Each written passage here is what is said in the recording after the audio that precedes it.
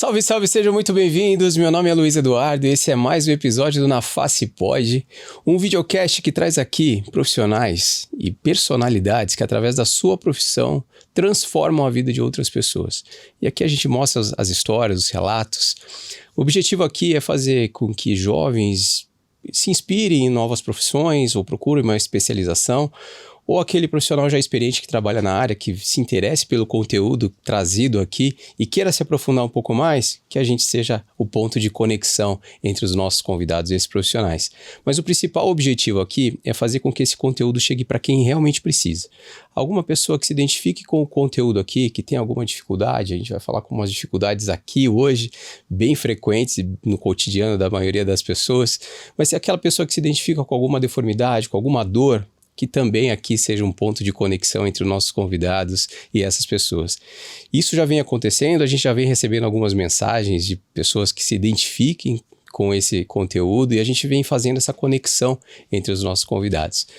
Para que tudo isso aconteça, a gente tem alguns patrocinadores aqui, e um deles é a MaxFix, um sistema de placa parafuso para cirurgias ortognáticas da Sartori, um excelente material, talvez um dos melhores materiais nacionais da atualidade, excelente placa com uma acomodação do parafuso perfeita na placa para fixação, fechamento de crânio, então é um material bem aceito pela classe médica e odontológica e que você vai estar bem amparado com esse material. Outra empresa patrocinadora e nossa parceira aqui é a Neo Custom, um sistema de próteses customizadas da Neo Orto, uma gigante que está aqui conosco e está crescendo cada vez mais, não só no Brasil e na América Latina. Um sistema de prótese customizada para face, que a prótese se adapta a cada paciente. Através da tomografia do paciente, a prótese é feita exatamente no perfil que o paciente precisa, respeitando o contorno ósseo. A gente fala muito de face aqui, mas tem para face, tem para quadril, ombro, uma série de situações e sistemas customizados para o paciente. Outra empresa aqui parceira nossa é a Ortoface, mais de 24 anos no mercado, levando soluções não só de logística, mas de atendimento para a sua cirurgia. Desde placa parafuso, material absorvível para crânioestenose, tem várias soluções para a sua cirurgia, seja para buco, neurocirurgia, cirurgia plástica. O pessoal da Ortoface, eu já mando um abraço para todos eles ali. E o novo patrocinador aqui que está conosco é o Não Complica, um portal de cursos e treinamentos voltados para a área da saúde. Então você, cirurgião, médico, dentista, quer performar melhor com a sua secretária, que é um fator importantíssimo no consultório, quer melhorar o atendimento, trazer um atendimento de excelência, melhorar a comunicação, gestão do tempo, boas práticas, é um portal de cursos online e presencial que também fala diretamente com esse público e de uma fácil aceitação, fácil aplicabilidade no dia a dia. Confira lá que cabe no seu bolso, no seu tempo, um portal bem específico, bem legal. Dito isso, bom, o Na Face Pode está no YouTube, no nosso canal no YouTube, já aproveito para você se inscrever ali no canal, que o Gesi sempre me cobra para pedir isso e eu sempre esqueço, né, Gesi? E a gente também está no Spotify, não só no Spotify, no YouTube, a gente está na TV aberta também para todo o Rio Grande do Sul, todas as quintas-feiras a partir de meio-dia, na TV+, TV aberta para todo o Rio Grande do Sul. Certo? Bom, Gesi, acho que não esqueci de nada, né? Pensa no trabalho que deu para trazer essa mulher hoje, cara. Rapaz, mas valeu a pena e eu tenho certeza que vai valer a pena porque é uma pessoa, é uma profissional que vários outros cirurgiões que encaminham e falam dela já tinham falado dela, eu já escutava falar dela antes de ter esse projeto do podcast, que já atuo na área da bucomaxilo, então vários bucomaxilos falavam já dela, que encaminham e tem uma referência enorme por parte dela, falam que é a melhor no segmento, tem um respeito muito grande e a gente queria trazer aqui porque é um assunto que eu vou fazer uma consulta ao vivo aqui, Gesiel, e é um assunto muito falado e que a gente vai poder tirar várias dúvidas aqui. Eu tenho a honra de receber aqui a doutora Márcia Cis. Muito obrigado, seja muito bem-vinda. Muito obrigada, o prazer é meu e vamos lá conversar um pouquinho sobre o sono, Tem muito assunto aqui. Você já tinha participado de alguns podcasts, né? Eu já vi alguns que você participou. Sim. É normal as câmeras para você, toda hora você está sendo acionada para dar uma entrevista, né? Me diga uma coisa, você nasceu onde? Eu nasci em Jacarezinho, Jacarezinho? norte do Paraná. E teus amigos estão todos lá, fez todo o ensino médio lá? Eu vim para Curitiba para fazer o terceirão, né? Tá. Para daí, então, prestar o vestibular. Então, toda a minha formação básica eu fiz lá em Jacarezinho. E tua família é de lá? Minha Ainda família tá lá? é de lá, minha família continua lá. Vai com frequência pra lá ou não? Eu vou sim, sempre que possível, assim, acho que no máximo a cada 60 dias eu tô lá. E como que foi tua vinda pra Curitiba? Você veio fazer o terceirão aqui? Exatamente. Veio sozinha? A minha irmã mais velha morava aqui, que ela já estava cursando odontologia, inclusive. Ah, é? Uhum. E ela já estava há 1 ano aqui. Aí ela tinha passado para o 2º semestre da Federal. Então eu vim, fiquei sozinha aqui um semestre, morei num pensionato. É mesmo. Para fazer o cursinho. E quando ela voltou para começar a odontologia, daí nós fomos morar lá no centro.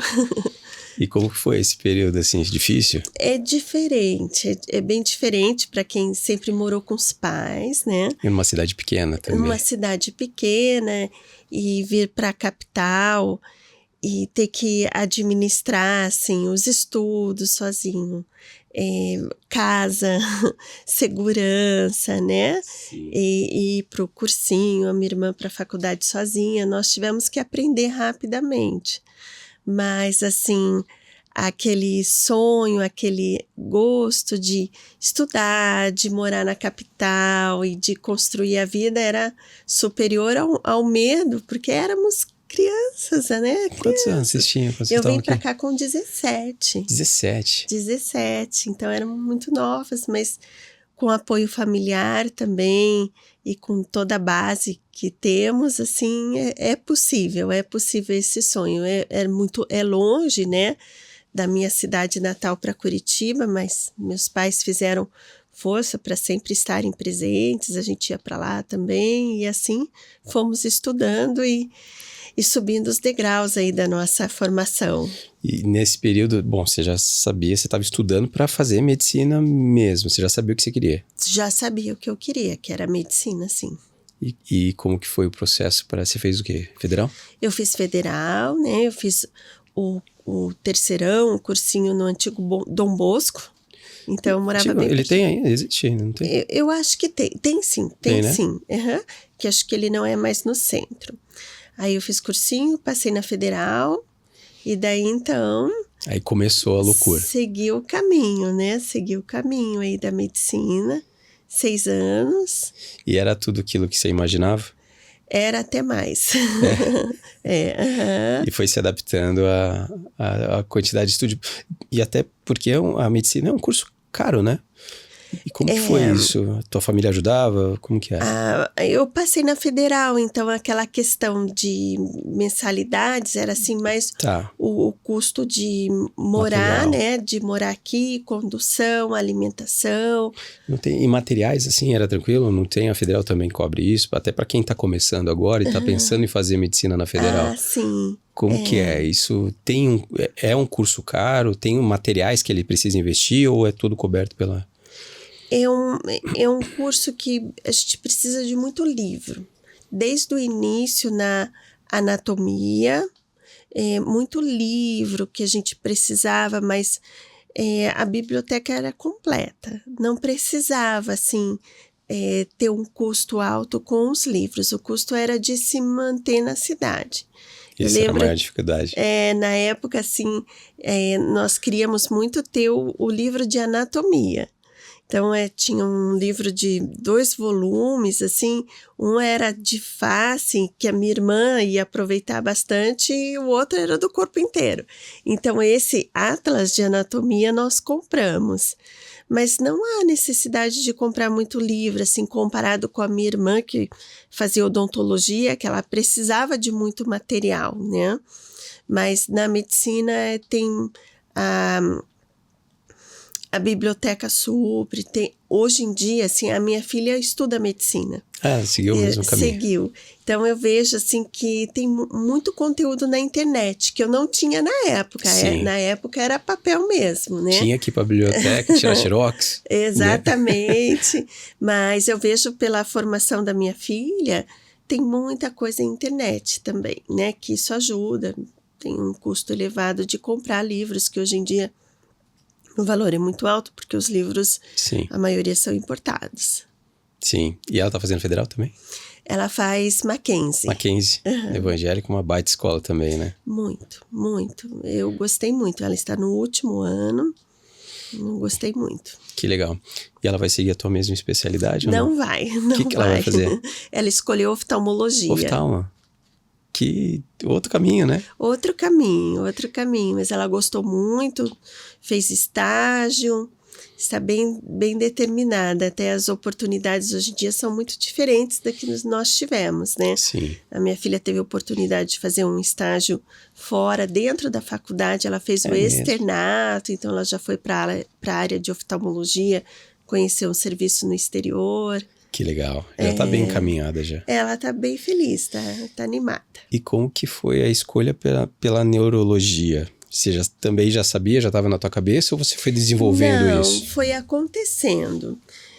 Quando nós iniciamos o curso de medicina, é encantadora cirúrgica, né? A gente gosta de participar. Nas férias, quando eu ia para Jacarezinho, eu acompanhava o nosso médico de família nas cirurgias. A gente queria ver aquilo, mas eu não tinha escolhido pela cirúrgica. E no caminhar da faculdade eu vi que eu gostava muito da clínica, de ter esse contato com os pacientes, de conversar. E quando eu passei pelo estágio da neurologia, eu fiquei encantada. Assim, pelo conteúdo dos professores, pelo esforço deles, o conhecimento. Além disso, eu fui muito bem no estágio, eu gostei muito. Eu já tinha sido monitora da neuroanatomia lá no início, e daí na neurologia eu gostei muito, comecei a dar um auxílio, fazer tipo um estágio extra, ajudando em trabalhos, ficando um pouco mais tempo lá, e assim foi. Encaixou com a neurologia. Foi a escolha que eu gostei. Precisaria passar pela clínica médica antes, né? É uma obrigatoriedade. Então, eu passei pela clínica médica e daí, então, eu fui para neurologia. E depois, bom, você seguiu um caminho aí, talvez lá atrás, quando você estava começando, talvez não tinha esse boom nessa patologia especificamente, ou nesse distúrbio especificamente, que cresceu absurdamente. Você já sabia que ia crescer esse distúrbio do sono, que você é uma das grandes especialistas? Como que foi o planejamento e como que você entrou para essa especialidade? Não fazia a menor ideia. Eu fiz neurologia e daí, então, dentro da área da neurologia, eu fiz mais um ano de residência que era da neurofisiologia. Então, a neurofisiologia, ela tem a parte do eletroencefalograma e eletroneuromiograma. Eu fui para a parte do eletroencefalograma, que naquela época estava crescendo muito a parte da epilepsia, especialmente o tratamento cirúrgico da epilepsia. E mais uma vez eu tive assim a oportunidade de ter um orientador da residência, um professor, que ele tinha recém-chego de fora do país, que ele tinha estudado na Universidade de Minnesota, a parte que fazia o eletroencefalo prolongado e a investigação para o tratamento cirúrgico das epilepsias. E eu fiz esse acompanhamento com ele dentro da residência de neurofisiologia e ele me apresentou para o sono. Ele passou alguns conhecimentos básicos, disse que na universidade em Minnesota que ele estudou tinha um centro muito forte de sono, que poderia ser um caminho. E ali, assim, eu pensei, nossa, algo diferente que não tinha muito por aqui, né? E não tinha muita gente fazendo também. Não tinha muitos especialistas. Não, inclusive na residência não tinha. E eu me encantei por aquela proposta dele. Ele até e me ajudou com uma carta de encaminhamento, uma solicitação para a Universidade de Minnesota. Eu estava finalizando a minha residência, a minha família pôde me apoiar nisso, que daí nós solicitamos um médico pesquisador para passar um ano lá e estudar exclusivamente o sono na Universidade de Minnesota. E aí você ficou lá um ano? Eu fiquei um ano lá. Mais uma mudança aí na tua vida. Mais uma mudança. Eu passei alguns meses na monitorização intracraniana para o tratamento da epilepsia, da parte cirúrgica, que era o que esse meu professor queria, um certo apoio. Eu fiquei um tempinho lá.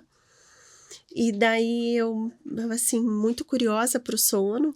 E eu pedi já uma transferência para o sono. Eu achei que ali, se eu fosse ficar na parte de epilepsia, eu ia consumir muito daquele meu ano. E eu já pedi a transferência para o sono, gostei muito, foi uma experiência maravilhosa lá. Aprendi toda a parte básica, assim, foi muito importante aquele tempo lá para voltar para cá, para começar a trabalhar na área. E aqui você chegou pronta, né? Já trabalhando. Isso, especializada, né?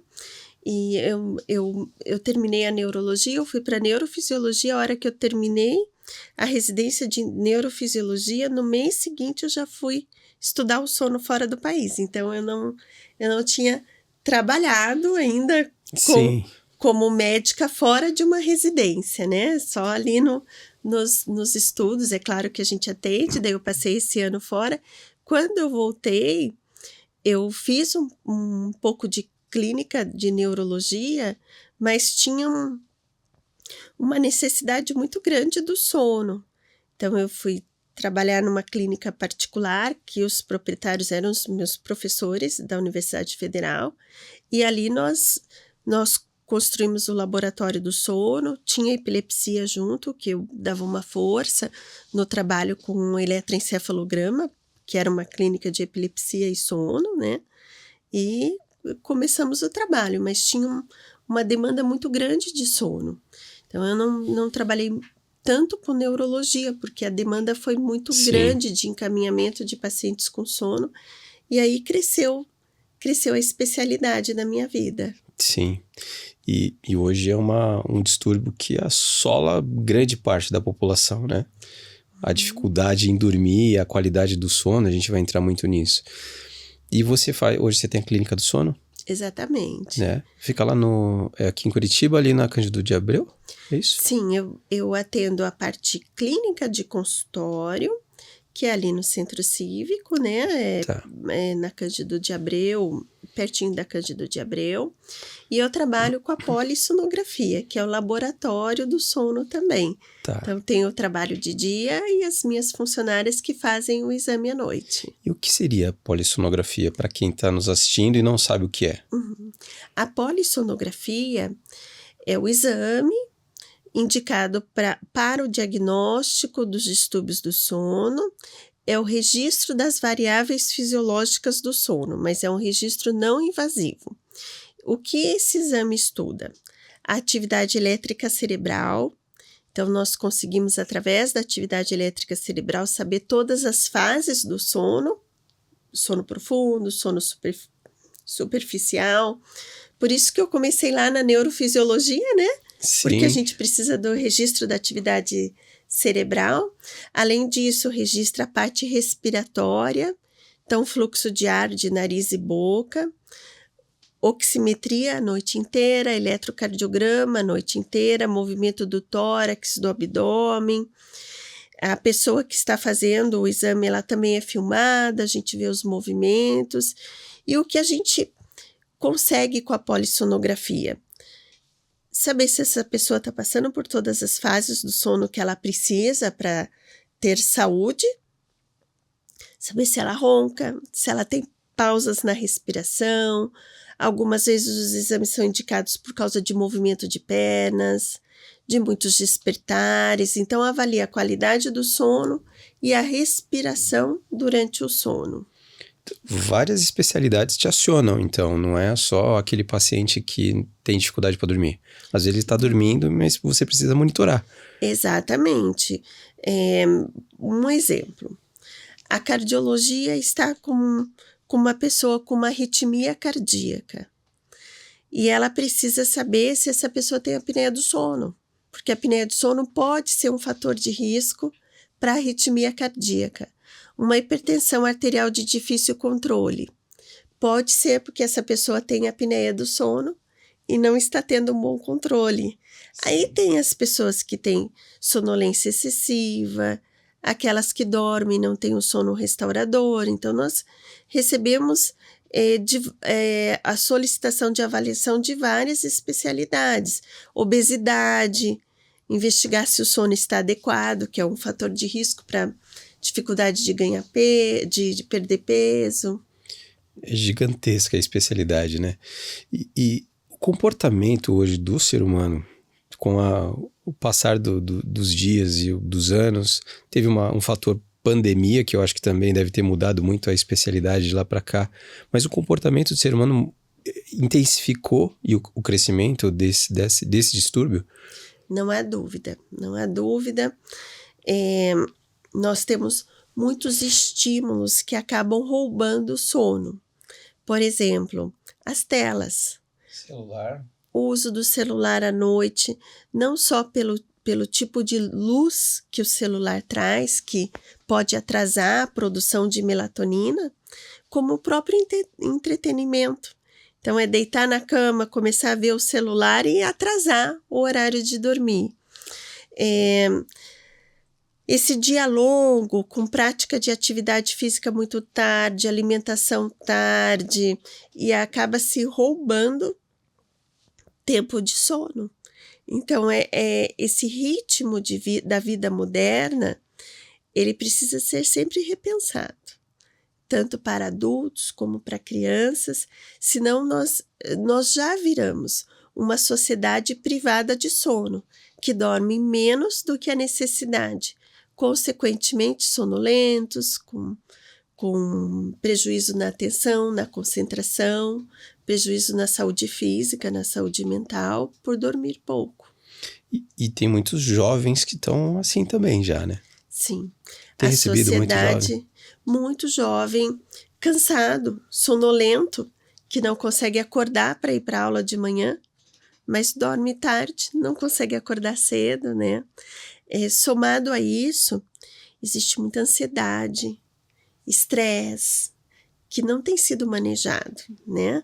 E isso é uma causa de se dormir mal. E a ansiedade também cresceu junto com esse distúrbio de sono, né? Porque acho que também pós-pandemia. A pandemia foi um divisor de águas na tua especialidade? A pandemia foi. Durante a pandemia, houve um aumento de ansiedade, as pessoas ficaram isoladas, um aumento de depressão, e tanto a ansiedade quanto a depressão prejudicam a qualidade do sono. Então, as pessoas adoeceram, tiveram um prejuízo grande do sono, e foram 2 anos, e depois aquele ano de recuperação, teve uma elevação de insônia, uma elevação de ansiedade e um aumento de consumo de medicamentos para dormir. Que é um problema também. É muito sério. E daí foi acomodando e melhorando, mas naquele momento realmente dobrou o número de indivíduos insones. E o que seria dormir bem? Porque a gente fala muito isso, né? Eu não dormi bem ou eu dormi bem. O que é dormir bem? Dormir bem é acordar disposto para suas atividades diárias, sem sonolência. Então, existe uma diferença entre qualidade de sono e quantidade de sono. Então, a maioria dos adultos precisa de 7 a 9 horas de sono. Uma média, 8 horas. Nós teremos pessoas que vão dormir menos, estão bem, e aquelas que precisam 8 horas e meia, é a necessidade individual. Além do número de horas, é a qualidade do sono. Tem pessoas que dormem 7 horas, mas elas acordam cansadas. Sinal que tem algo acontecendo à noite que não está permitindo o sono de qualidade, todas as fases do sono. Então, o maior sinalizador para você, se você está dormindo bem, se você não tem sonolência durante o dia, se você está disposto, se você consegue exercer suas atividades com uma função cognitiva, atenção, concentração, memorização. Se olha, eu fico cansado à tarde, eu preciso fazer o consumo excessivo de cafeína, por exemplo, para me manter acordada. Tem alguma coisa acontecendo. Ou o seu sono não está adequado, ou você não está dormindo o número de horas que você precisa para estar bem no dia seguinte. É um alerta. E toma café para despertar e para se manter durante o dia, isso só piora, né? Porque a cafeína também é um grande vilão aí, né? Exatamente. O excesso de café prejudica o início do sono, né? E lembrando que o café ele pode demorar em torno de 6 a 8 horas para ser metabolizado. 6 a 8 horas. Tem metabolizadores rápidos e metabolizadores lentos. Então, às vezes, nós conversamos com pessoas que dizem assim, o café, para mim, ou bebidas que contenham cafeína, o chamate, um refrigerante não interfere. E para outros, se tomar um cafezinho 4 da tarde, já vai ter dificuldade para iniciar o sono. Então, essa observação pessoal e esse cuidado, ele é muito importante para o início do sono. E para os malucos do café aí, que eu sou, o Gesiel também é um dos viciados em café, tem algum horário limite que seria o ideal para tomar a última dose? Em torno de 15, 16 horas. Passou disso, já vai sofrer. Se for um metabolizador longo, pode ter dificuldade, sim. E aí é uma bomba, né? Café e celular é uma bomba, né? Você tomou café o dia inteiro, daí chega à noite não consegue dormir, pega o celular, é uma tragédia anunciada, né? Uhum. Dificuldade para iniciar o sono. E agora falando da polissonografia, porque tem pessoas que não conseguem dormir, que vão para a clínica para ver o que está acontecendo. Uhum. Como que é o exame? Como que é o processo? Porque se a pessoa não dorme em casa, como que vai dormir na clínica? Tem um indutor ósseo? Como que funciona? Então, a polissonografia, ela é padrão ouro para o diagnóstico dos distúrbios respiratórios do sono. Então, quem ronca, quem tem apneia do sono, existe uma indicação formal de fazer o exame para confirmar a ocorrência de apneias do sono e dizer a gravidade, quantas por hora, quanto compromete a oxigenação, porque é uma pausa na respiração. Nessa situação, o paciente precisa fazer a polissonografia. Agora, uma pessoa que tem insônia, nem sempre a polissonografia é necessária. Nem sempre ela é necessária. Vai precisar do julgamento de do profissional que está atendendo. Quando existe a suspeita de uma apneia do sono associada, de movimentos periódicos de membros inferiores, essa pessoa está muito cansada durante o dia, sonolenta, que o médico julga necessário fazer a polissonografia, como ela deve proceder? Então, ela vai chegar na clínica antes do horário de dormir. Os eletrodos são fixados no couro cabeludo, na face, faixas no tórax. Ela vai se habituar com o ambiente de dormir, então ela vai ficar no apartamento onde ela vai dormir. Tem um período em que ela vai se acomodar com todos esses eletrodos. Sim. Deu o horário de dormir, ela deita, o exame apaga as luzes e o exame corre com o registro de todo o sono dela. Pode estranhar o ambiente da polissonografia, existe um risco, especialmente para os insones, né? De estranhar o local, não dormir tão bem. Então, para uma pessoa que tenha insônia, o médico deve pesar se ele deve fazer o exame mesmo. Existe a possibilidade de fazer o exame domiciliar.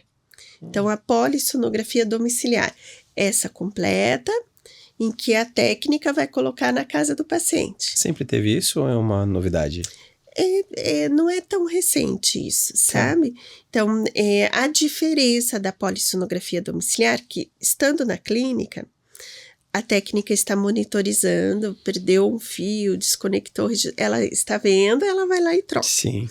Na casa do paciente, tem a comodidade que ele está no seu ambiente de dormir, isso pode facilitar o sono, mas não tem essa correção da técnica. porém é um método válido, especialmente para quem tem alguma dificuldade, assim, que estranha quando dorme fora de casa.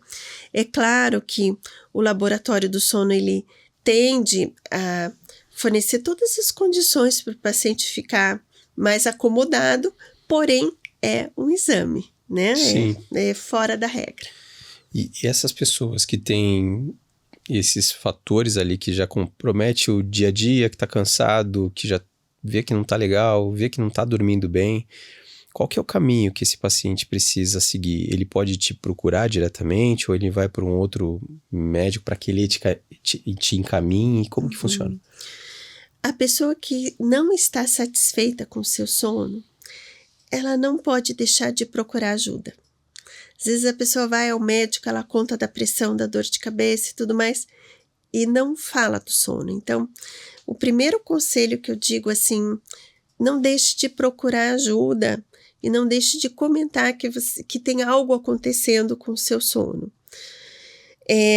Ela pode procurar direto o especialista do sono? Sim, ela pode. Sim, olha, eu tô sonolento, eu vou conversar com o médico do sono. Ou eu estou me movimentando muito à noite, ou eu estou com a sensação do sono superficial, eu vou conversar com o especialista do sono? Sim, tá certo. Eu não tenho acesso, na minha cidade não tem um especialista, ou o meu convênio não tem um especialista do sono. Converse com o seu clínico geral, com o seu cardiologista. Quando é que o sono não está bom, ele pode julgar a necessidade de ir a um especialista, ou de repente ele achar necessário fazer um exame, ele já te encaminha para tal, né? Mas não deixar de conversar com um profissional. Tá. E fundamental, né? Para que ele oriente também. Valorizar, priorizar o sono. Não deixar assim, eu tô dormindo mal, mas daqui a pouco eu melhoro. Eu vou tirar férias, eu melhoro. Até pode ser, mas isso pode atrasar o tratamento e tornar, por exemplo, uma insônia crônica. Que é mais difícil de tratar.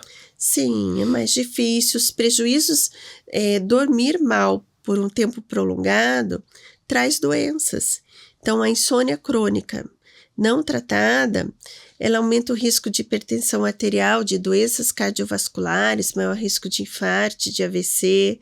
Dormir mal faz ganhar peso, aumenta a glicemia. Então, não é bom, é melhor identificar que não está dormindo bem, que tem prejuízo durante o dia e procurar ajuda. Isso é corrigível. Pelo que você está me falando, se ele tem essa dificuldade, ele procura um tratamento e é possível que ele volte a dormir bem pós-tratamento. É tratável, né? Então, vai se avaliar o sono como um todo, né? Em relação à qualidade do sono, se tem algo fazendo essa pessoa dormir mal. Movimento de pernas, uma apneia do sono, hábitos. Então, não é analisado só o sono, como que é o dia dessa pessoa, o horário que pratica atividade física, alimentação, nível de estresse, medicamentos que está em uso. O próprio perfil da pessoa, existem pessoas mais alertas, mais preocupadas, mais ansiosas, aquelas que colocam a cabeça no travesseiro e começam a programar e a pensar o dia seguinte, né? Às vezes o ambiente de dormir não favorece o sono, então ela precisa de uma análise por completo. Hábitos e comportamentos são mudados para se dormir melhor. Existe terapia para melhorar a qualidade do sono, reduzir esse estado de alerta, e tem medicamentos. Algumas vezes a pessoa não procura um especialista só de medo de entrar num remédio e ficar dependente. Então, lembrar aqui que existe tratamento medicamentoso, muitas vezes é necessário tratamento medicamentoso. Entretanto, você fazer um tratamento com uma especialidade, tendo um planejamento de começo, de meio e de fim, um acompanhamento de dose com o melhor fármaco, é muito diferente do que ficar renovando receita ou tomando remédio por conta. Então, nós temos várias modalidades de tratamento conforme a dificuldade do sono que a pessoa tenha. Falando desses medicamentos, né? Eu conheço várias pessoas que vai se automedicar, Às vezes nem é um remédio para induzir o sono ou para o sono especificamente, mas sei lá, quero dormir melhor, toma um relaxante muscular, toma um remédio que sabe que vai dar sono. Isso também é um problema.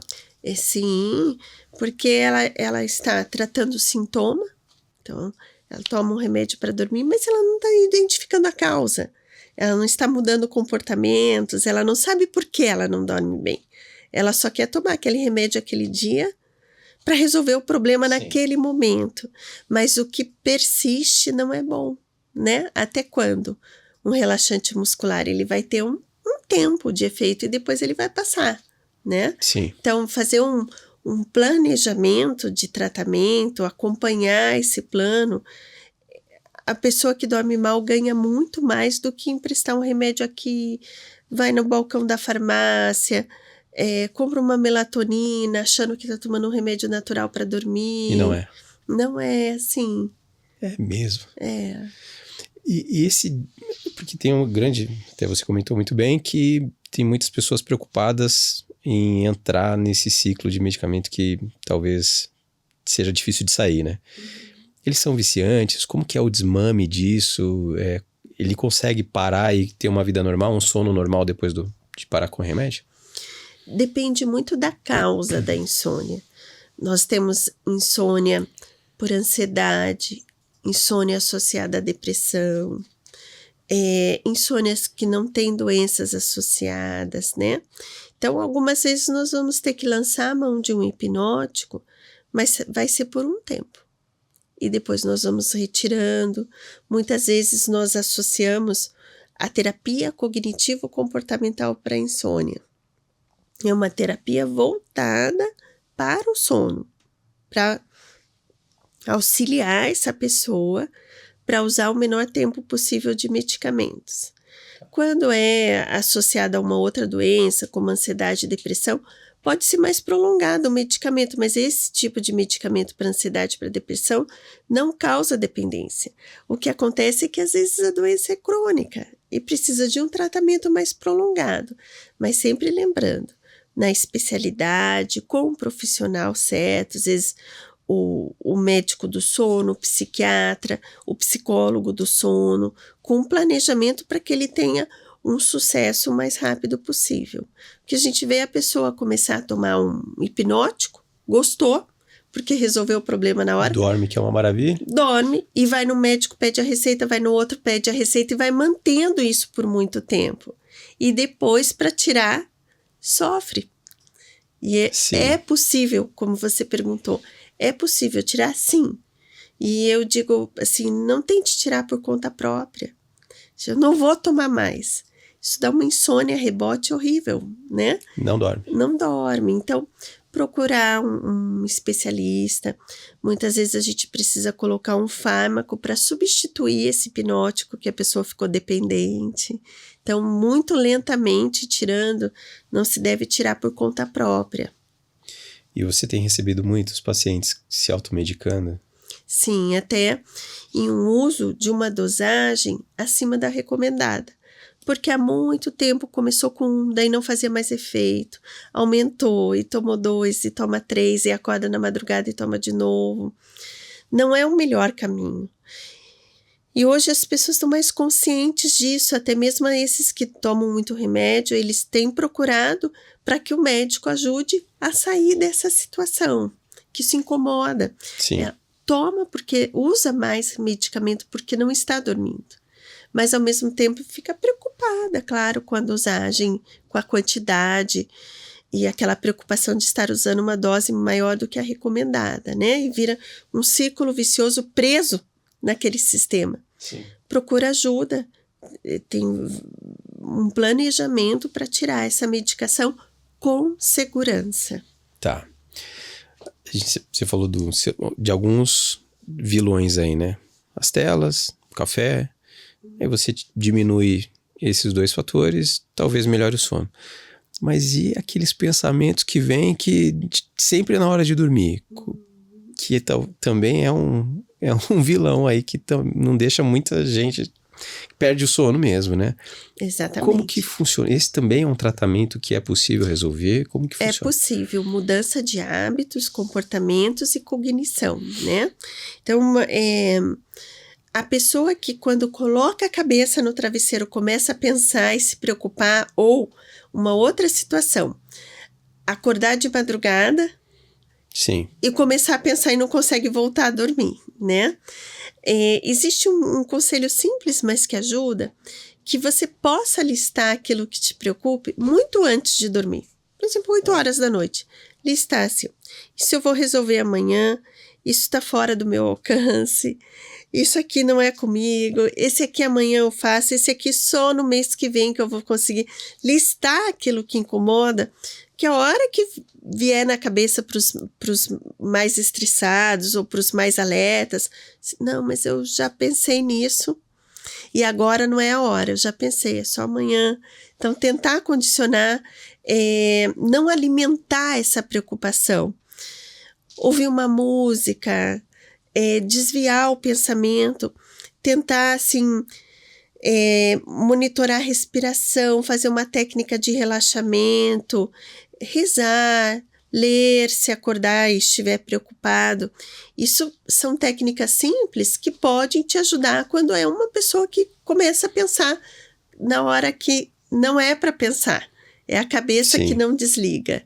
E algumas vezes nós precisamos realmente encaminhar para uma terapia cognitivo-comportamental para insônia, para que a pessoa faça um treinamento para aprender a se desligar ou não levar a preocupação para a hora de dormir.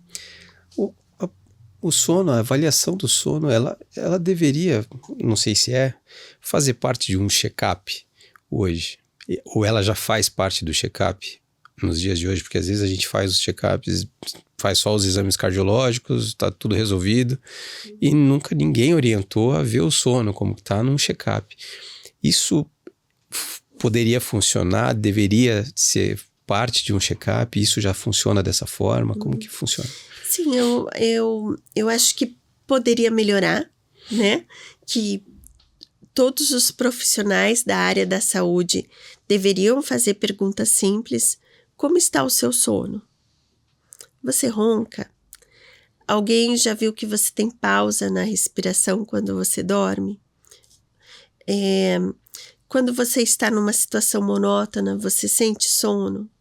Você é capaz de cochilar num ambiente calmo, ou assistindo TV, ou numa reunião? São perguntas simples, sim, mas que podem orientar um profissional que não é da área. Assim, tem algo errado aqui. Eu sempre digo assim para que as pessoas, elas precisam ser os seus próprios analistas do sono. Assim, nossa, eu ando tão cansado. Será que eu estou dormindo no horário que eu deveria dormir? Será que um dia eu não durmo muito cedo porque eu dormi pouco na noite anterior? Será que eu estou cuidando do meu sono? O que eu faço 1 hora antes do horário de dormir? Será que eu estou usando muita tela e isso está me fazendo acordar durante a noite? Será que a minha alimentação está muito pesada perto do horário de dormir? Será que a bebida alcoólica que eu tomo antes de dormir não está me fazendo acordar durante a noite? Que é uma outra questão. Então, assim, essa autoanálise de uma pessoa que não está satisfeita com seu sono, está muito cansada durante o dia, ela mesma pode perceber que tem algo errado. Ou, eu faço tudo certo. Eu faço essa higiene do sono, que são esses pontos, sim, que nós comentamos, mas eu ando muito cansado. Eu preciso procurar ajuda. Eu acho que, apesar de achar que eu estou dormindo a quantidade certa, parece que esse sono não está me restaurando. Então, essa autoanálise, ela pode ser importante também, porque às vezes a gente tem pessoas que elas não estão indo ao médico porque elas não estão doentes. Sim. Mas elas estão cansadas. Jovens, adultos jovens, que não têm problema de saúde que motive ir ao médico ou até mesmo fazer um check-up. Mas, nossa, tem algo errado. Tem que ficar atento e vigilante, né? E procurar ajuda, ser crítico em relação a isso. E você falou de bebida alcoólica. Às vezes as pessoas, vou tomar um vinho aqui para dar sono. Relaxar. E às vezes tem o efeito contrário. Exatamente, vai ter um efeito contrário. A bebida alcoólica, no primeiro momento, ela relaxa mesmo e ela dá sonolência. Mas o que vem depois? Ela causa despertares ao longo da noite e diminui aquele sono profundo, que é o sono REM, que é o sono mais profundo que temos, importante para a memória, ela diminui esse sono. Para aquelas pessoas que roncam, a bebida alcoólica vai causar mais relaxamento muscular e vai roncar mais. Sim. Ou acaba até tendo uma pausa na respiração por causa da bebida alcoólica. Então, é uma visão errada que a bebida ajuda a dormir. Ela estraga o sono da madrugada. Então, não é real. Não é um remédio para dormir, não. Tá. Você falou do ronco, né? Eu acho que muitas pessoas sofrem com isso, não só quem ronca, mas quem está do lado também sofre junto. E tem solução. A gente recebe muitos bucomaxilos aqui, né, que trata de apneia do sono. E isso, tem muitos pacientes que precisam ou do CPAP, de dormir com CPAP, enfim, acaba sendo um CPAP dependente. Isso também você identifica na polissonografia. Sim. A polissonografia, ela é o padrão ouro quando existe a suspeita de apneia do sono. É o exame padrão ouro. Tá. Pessoas que roncam devem ser avaliadas porque, assim, às vezes todo mundo ronca. Pessoas ronca. Assim, o que é o ronco? Ele é um ruído que tem o significado que existe alguma normalidade nessa passagem de ar por vias aéreas. Então, é um ruído anormal, que ele está mostrando que existe uma dificuldade na passagem de ar, ao nível de nariz, ao nível de faringe. Então, não é um som normal, é diferente, é um som comum. Então, muitas pessoas roncam, em torno de 30% da população, 30 a 40% dos adultos roncam. É mesmo. O ronco pode acontecer em criança também, só que as causas do ronco, elas podem mudar conforme a idade.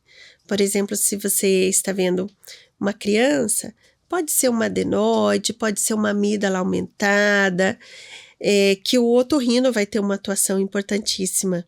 Não é normal uma criança roncar. A criança que ronca, ela pode ter um prejuízo no aprendizado, no crescimento, ser uma criança irritada. Então, ela pode ter comprometimento na atenção e ela precisa ser vista, na maioria das vezes, é uma obstrução que pode ser removida com uma cirurgia. Já na vida adulta, a obesidade, acúmulo de gordura em vias aéreas, pode ser uma causa de ronco. Causas nasais, rinite, um desvio de septo, um pólipo nasal, então uma avaliação de um otorrino também é muito importante. E com o avanço da idade, nós sofremos afrouxamento dos tecidos das vias aéreas. Então, quando nós estamos acordados, nós temos toda a parte muscular que segura esses tecidos moles das vias aéreas. Então, parte de úvula, de palato mole, região posterior de língua. Quando nós dormimos, é natural o relaxamento muscular. Sim. Então, imagine o ar passando por uma região estreita e mole. Vibra. Aquele barulhão do ronco. Sim. Em alguns momentos, pode acontecer um colapso dessas vias aéreas que estão estreitas, afrouxadas, que é a apneia do sono, essa pausa na respiração, que provoca queda na oxigenação e um micro despertar para aquela recuperação. Sim. Isso fragmenta o sono. Então, essa pessoa sofre com sono fragmentado e pela queda de oxigenação, que é a apneia do sono. O ronco, todo aquele ruído, aquele esforço para o ar passar, ele também pode fragmentar o sono e causar sonolência durante o dia. Pode trazer repercussões vasculares. Então, aquele barulho que às vezes é engraçado e vira motivo de brincadeira, ele é um barulho que significa que o ar está tendo dificuldade para passar quando você dorme.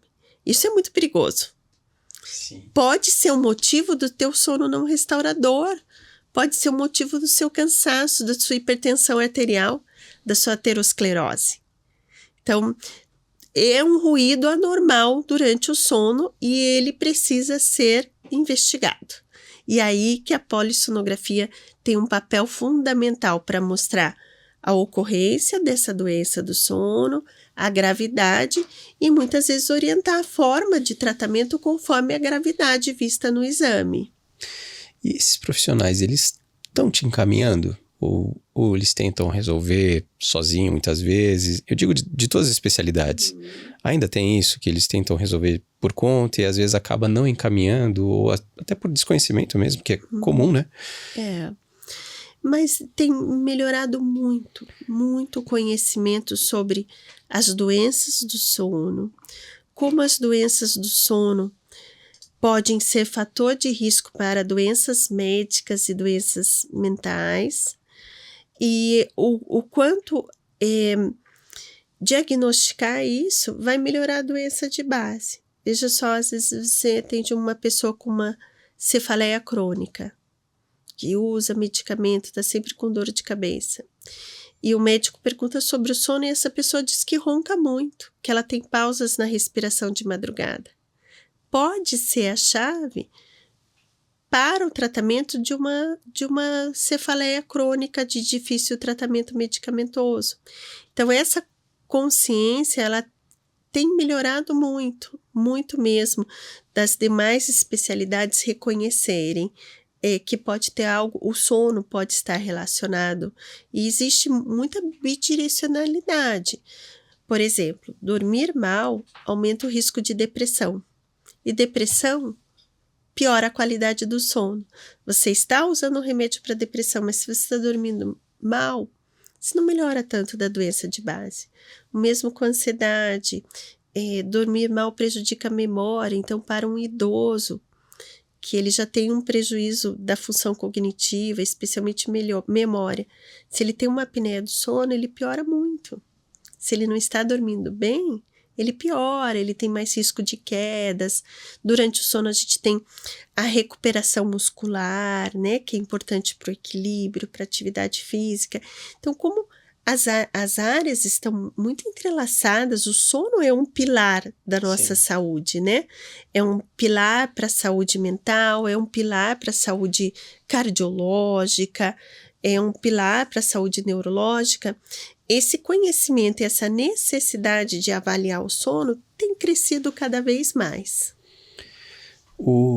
Quando a gente fala do sonho, que as pessoas sonham, o sonho ele te dá um sinal se a qualidade do teu sono está melhor ou pior? Quando sonha é porque você dormiu um pouco mais pesado? Qual é o papel do sonho no sono? Excelente pergunta. O sonho, ele pode ser um sinalizador de doença, né? Então, sonhar é normal. Tá. Nós podemos ter 3 a 4 sonhos durante a noite. E o é normal, nós não temos memória nítida. Sonhei essa noite. Às vezes, lembro com o quê? Eu só sonho uma coisa. Quando está perto, muito próximo do seu horário de acordar, talvez você lembre um pouco mais dos sonhos. Nossa, acordei, estava sonhando uma coisa tão diferente, ou com tal pessoa, ou que eu estava viajando. Isso é o normal. Se você passa a ter mais sonhos do que o normal, nossa, eu estou sonhando muito, aumentou muito essa atividade de sonhos. Algo está fragmentando o seu sono, por isso que você está lembrando mais dos sonhos. Então, você está acordando. Sonhos excessivos pode ser um sinalizador de acordar muito à noite sem perceber, breves despertares. Algumas pessoas fazem uma apneia do sono mais grave no sono profundo, no sono REM. E elas acordam por causa da apneia e lembram dos sonhos. Então, isso de eu passei a sonhar mais é um sinalizador que talvez o sono não esteja de boa qualidade. Alguns medicamentos podem aumentar os sonhos. Então, antidepressivos às vezes causam mais sonhos, alguns antihipertensivos também podem causar sonhos, mas é um sinalizador para procurar ajuda. O que será que está acontecendo que eu estou sonhando muito? Estresse pode aumentar sonhos também. Então, o fato de sonhar não quer dizer que seja bom. Pode Se ser mudou- que esteja atrapalhando aí. Se mudou o padrão, não sonhava tanto assim. O que Liga está o alerta. acontecendo? Você falou do sonho REM, do sono REM, né? E agora os relógios estão marcando e monitoram o sono, né? Eles são eficazes? Eles registram mesmo uma qualidade de sono real do que as pessoas têm marcado no relógio? Eles não substituem o exame do sono. Tá. Que quando nós vamos avaliar sono superficial e sono profundo, exemplo, o sono REM. O sono REM, ele ocorre 3 a 5 vezes durante a noite e ele é mais comum da metade para o final da noite. É um sono de muito relaxamento, um sono muito profundo, nele que nós temos os sonhos mais fora da nossa realidade. E ele é um sono muito importante para a consolidação da memória. Então, é para você fixar as coisas novas aprendidas. E ele também é um sono importante para a parte emocional. Eu diria assim, uma recuperação emocional. É dorme que passa, né? Tá aí o segredo. Ele é importante para a parte emocional também. Como que nós identificamos esse sono durante a polissonografia? Tem movimentos rápidos dos olhos, então com os eletrodos no canto aqui da face a gente detecta os movimentos rápidos dos olhos e tem atonia muscular. Então por eletrodos que registram atividade muscular, atonia muscular, além da atividade elétrica cerebral. É aí que nós sabemos que é sono REM. O relógio, ele não está registrando nada disso, né? Ele está no seu pulso e o que ele detecta é mais movimentos. E, teoricamente, se você está num sono de tanto relaxamento, de atonia, de 100 tônus muscular, de um relaxamento importantíssimo, teoricamente você não se movimenta muito. E o relógio detecta, tem uma sugestão de movimentos. Então, ele não é preciso. E muitas vezes as pessoas se assustam muito, assim, nossa, ele não dá nada de sono profundo. Espera aí, vamos fazer o exame e ver direitinho? Pode ser um alerta para a pessoa. Então, a gente gosta muito do relógio para a pessoa monitorar o horário de dormir e acordar, e ela mesma vê, nossa... Tô dormindo pouco. Dormi pouco, fui dormir super tarde, isso ele é bom. Alguns relógios detectam arritmia cardíaca e os novos até risco de apneia do sono, que pode ajudar. Agora, não tenho nada de sono profundo. Tem um alerta que ele pode... É mais um alerta que pode ser que você esteja acordando mais, se movimentando mais à noite. É um alerta. Tenta fazer um exame ou conversar com um especialista para ver se é real isso. Qual que é o tempo do sono REM? Tá, você dormiu 8 horas e do REM teve 50 minutos. O REM ocupa 20 a 25% da nossa noite de sono, Tá. que é o normal. Tá, então isso daria, dentro de 8 horas, umas 2 horas, 1 hora e pouquinho. Entendi. O tempo tá voando aqui, doutora. Eu sei que você tem que atender ainda hoje. Deixa eu te fazer mais uma pergunta, que eu tenho uma curiosidade e já me fizeram essa pergunta quando eu falei de que você viria. Tem diferença do sono do homem e do sono da mulher? Tem essa particularidade de cada um? Tem sim. A mulher, ela tem mais repercussões diurnas se ela dorme um pouco menos do que precisaria. Ela fica mais cansada, ela fica mais irritada do que o homem. O homem dorme mais rápido do que a mulher. Tá. Também. Pode estar caindo o mundo e ele já dormiu. Ele dorme mais rápido. A mulher, ela sofre alterações na qualidade do sono dela conforme as variações hormonais. Então, pensando num ciclo de um mês, no período ovulatório, a mulher tem um sono de má qualidade. No pré-menstrual, ela pode acordar mais também. Então, ela tem essa variação e tudo isso faz diferença entre o homem e a mulher. Na menopausa, a mulher passa a dormir mal. a acordar de madrugada, especialmente pela mudança da temperatura, aqueles sintomas vasomotores, de calor. Pensando em doenças, o homem tem mais apneia do que as mulheres. 2 vezes mais frequente nos homens do que nas mulheres. Por outro lado, a insônia é mais frequente nas mulheres. Quando a mulher chega na menopausa, a prevalência de apneia do sono iguala aos homens.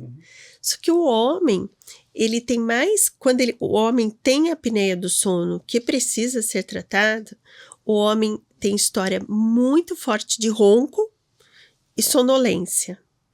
A mulher não, a mulher ronca, mas durante o dia ela tem mais prejuízo.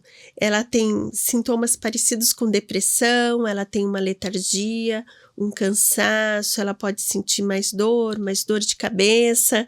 A manifestação é diferente. E fora da doença tem essa questão que o homem dorme mais rápido, dorme mais, a mulher dorme menos. Entendi. E o recuperar sono, que às vezes você dormiu pouco, aí tá chegando o final de semana, eu vou tirar o final de semana para dormir e colocar meu sono em dia, que nem sempre acontece, né? Isso é real? Ele funciona, esse fato de correr atrás do prejuízo, que o sono que você perdeu, se você dormir um pouco mais no final de semana, você recupera ou o que perdeu já foi?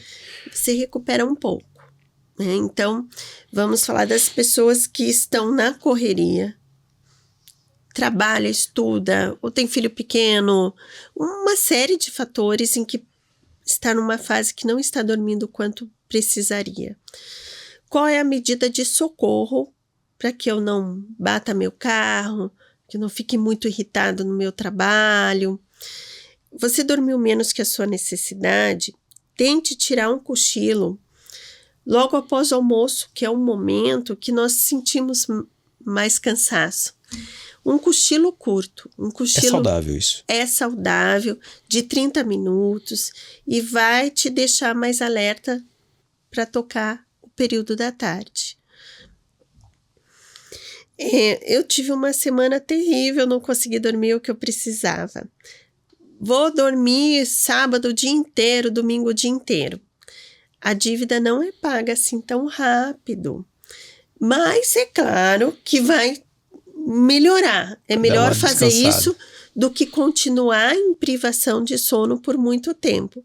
O melhor é ter o hábito, o horário de dormir, de acordar. Isso é o melhor. Recuperar um pouco no fim de semana? Sim, recupera. Porém, a privação crônica de sono traz doenças, especialmente as doenças cardiovasculares. Então, nós não podemos deixar uma pessoa dormir mal, cronicamente, durante tanto tempo, só recuperar no final de semana. É um alerta. Essa pessoa vai ficar mais irritada, ela vai ter mais compulsão por alimentos, por doces, ela vai ter um nível de pressão mais alto. Então, cuidar. Tem o final de semana para descansar, mas cuida um pouco durante a semana também. E o excesso também é prejudicial. Eu tenho um amigo especificamente, se ele estiver assistindo, ele vai saber.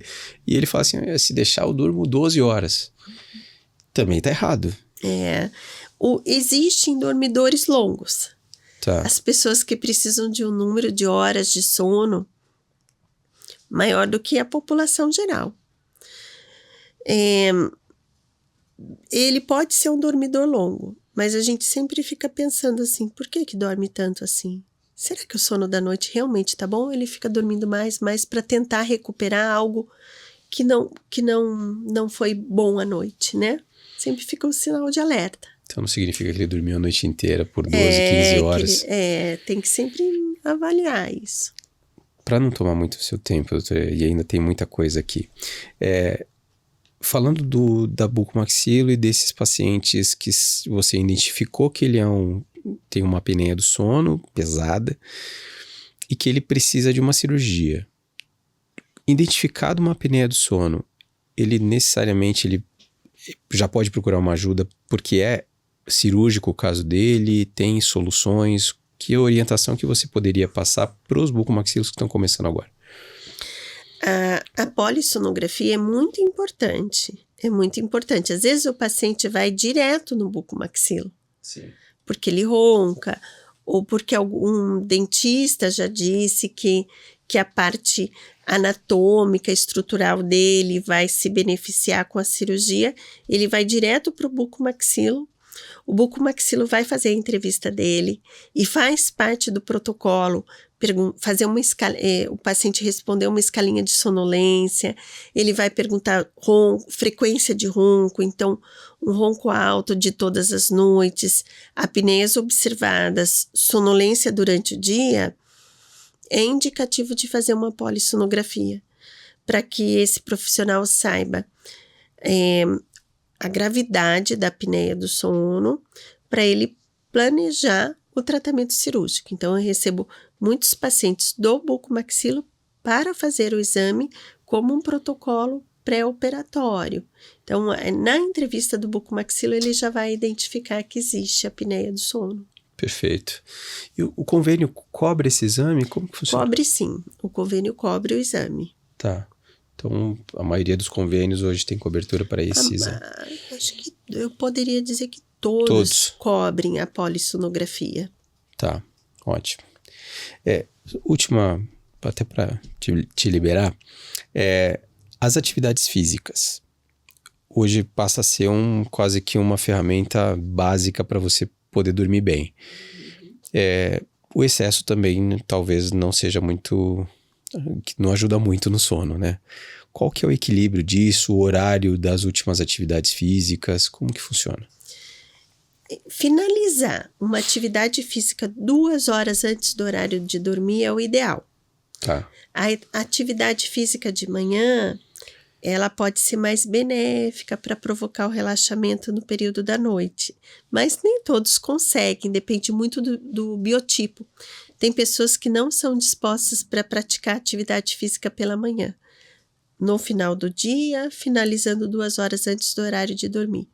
Algumas pessoas, quando fazem atividade física à noite, ficam mais acesas, não conseguem dormir. Para essas, eu aconselho, olha, tenta de manhã o mais cedo possível, para não atrapalhar o seu sono. Aquele futebol, assim, daquele dia da semana do futebol, às vezes as pessoas dizem, no dia do futebol eu não consigo dormir, porque é muita atividade, é intenso, tarde, né? E tem a cervejinha depois ainda. O churrasco, a cervejinha, então tudo isso atrapalha o sono. Então, a medida certa, no horário certo. Até falando sobre isso, quando eu treino de manhã, por exemplo. Hoje de manhã, antes de vir para cá, fui correr. Quando não se dorme bem, é importante que... O que é mais importante? Acordar cedo mesmo assim, mesmo não ter dormido bem, acordar e fazer a tua atividade física, ou naquela noite que não dormiu bem, prolonga um pouquinho mais, dorme um pouquinho mais, vai ser melhor do que a atividade física que ele vai desempenhar? Sim, se você está dormindo mal, você pode ter mais risco de lesões. Então, se você teve uma noite ruim, reduz o treino, não faça com toda a intensidade que você está acostumado. E o sono é importante para a recuperação muscular, para a recuperação celular. Então, procurar na noite seguinte dormir melhor, né? Isso é bem importante. Perfeito. O que você poderia falar, doutora, até para quem, lógico, a primeira opção é procurar ajuda, né? Mas para aquela pessoa que está sofrendo um pouco mais com sono, já viu que não é um distúrbio, não chega a ser um distúrbio, mas está com dificuldade, tem algum exercício específico que ele possa fazer em casa, além de alguma respiração específica, alguma técnica específica que possa ajudar? Com certeza, sim. Técnicas respiratórias são muito boas, tipo puxar o ar e soltar em 3 tempos. Imaginar um quadradinho assim, vai soltando. Isso ajuda a relaxar, a concentrar na respiração. E tem técnicas na internet guiadas que a pessoa pode procurar para ouvir, para fazer essa técnica guiada de relaxamento, de scanner corporal. Tem aplicativos de meditação curta, mindfulness, que são muito bons e não precisa ser feito na hora de dormir. pode ser feito durante o dia, aquele momento de minutos de concentração, dessa convivência da mente com o corpo. Esse treinamento, usando um aplicativo, ele é benéfico. Acho que é algo que a modernidade trouxe. Nós falamos tanto sobre celular e os relógios, mas a gente pode usar para o nosso bem. Usar uma música relaxante, um mantra, o aplicativo de meditação, usar o relógio para que a gente possa acompanhar o horário de dormir e acordar. Tem um programinha no relógio que meia hora antes do horário de dormir ele já avisa, está chegando a sua hora de dormir.